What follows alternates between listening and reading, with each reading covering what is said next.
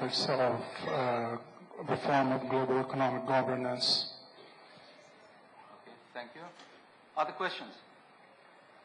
Well, in this case, I guess we should ask Pranab Bardhan to answer the first question. No, I think that's fast because I'm not very comments. Is there anybody who would like to answer the first question? Otherwise, we may think that Sergey answered this question. It was about South Korea and Indonesia. Please. Who would like to answer? I'm sorry, but what is the question we're talking about? Is it my question or is it the Okay, in this case, what about WTO? Your question. Yes, please. The WTO, of course, people are writing obituaries of the Doha round. Well, this has happened with other rounds as well. Even the Uruguay round was almost dying, and then finally some bargain was struck, a bargain which is not to the advantage of developing countries. Doha round there's an extra problem compared to the Uruguay round, and that is the developing countries themselves are divided very much among themselves. Even among BRICS, India and China are net importer of agricultural products. Brazil and Russia are not. So when you agricultural liberalization, for example, is going to raise the price, international price of agricultural goods, Brazil and Russia will gain, but not India and China. And many poor countries will not gain, which are net consumers of agricultural products. So there are deep divisions within developing countries. And then, of course, there are problems. In fact, there are differences even among developed countries between France and the United States about agricultural protection. So I think compared to the Uruguay round, the divisions are deeper, and most of the estimates, the World Bank, for example, has estimated that total gains from the Doha round for developing countries, it's not a very large sum. So I'm still in favor of the Doha round, negotiated with some modifications, but I would not be surprised if it just continues in a kind of moribund state for quite some time, because some of the countries, major countries, are not that enthusiastic. Mohan. I don't see why we should have a commonality of views on everything.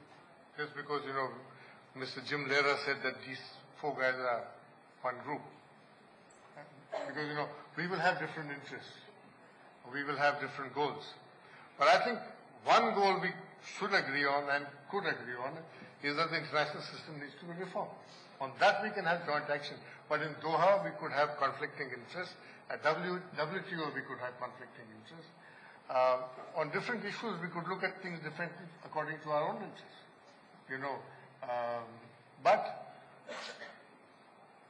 the underlying reason of four of these countries coming together, now five, is to move changes in the system of world governance.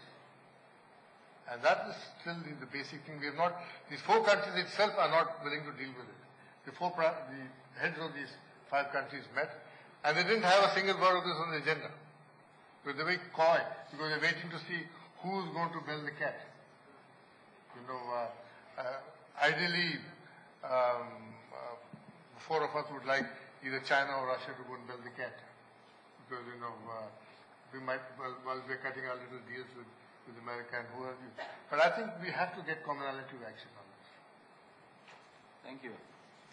Any other questions or comments? I can make one. Can I respond? Please. Point on your argument was based. I'm talking of. You said the dollar will not decline because Wall Street will act strategically. But if they could, then we wouldn't have seen the crisis in the first place. I think that momentum of creating this slicing up, this securitization process where I don't think they've gone beyond the state now. I don't think they're looking at American national interests. That's the irony.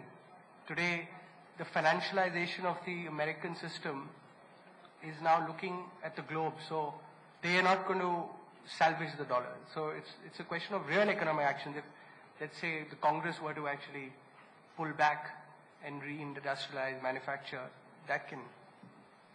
Thank you. Well, very good. In this case, let us.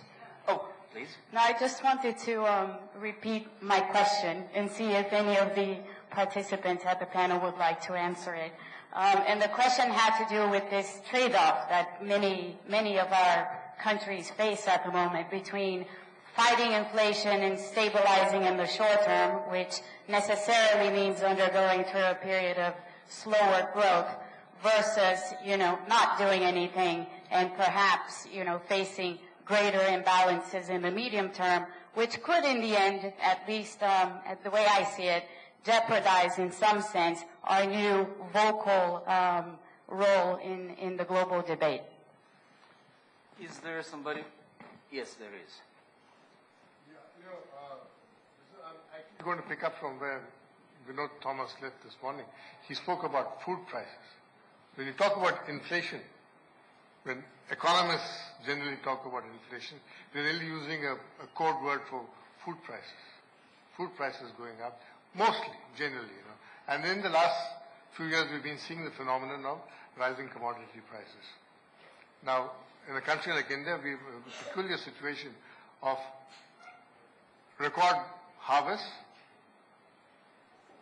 4.7% agricultural growth last year, accompanied by huge price increases. A simple reason is that, if economies are growing, people are getting rich. So, there's more money chasing a smaller amount of goods, that's one.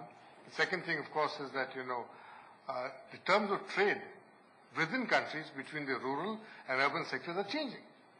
The rural sector, which produces food, is saying, if I have to buy a refrigerator from you at world prices, then why don't you buy my wheat at world prices? Which is basically the argument which is coming about. If the cars you want me to buy, the tractors you want me to buy are at international prices. And there is an international price system on these things. A car in India, stripped of taxes, doesn't cost very different from a car in Detroit or in China or Germany, wherever. So, when you're paying international prices, then you might as well pay international prices for a kilo of wheat, which is the argument. We have the lowest food prices in the world. And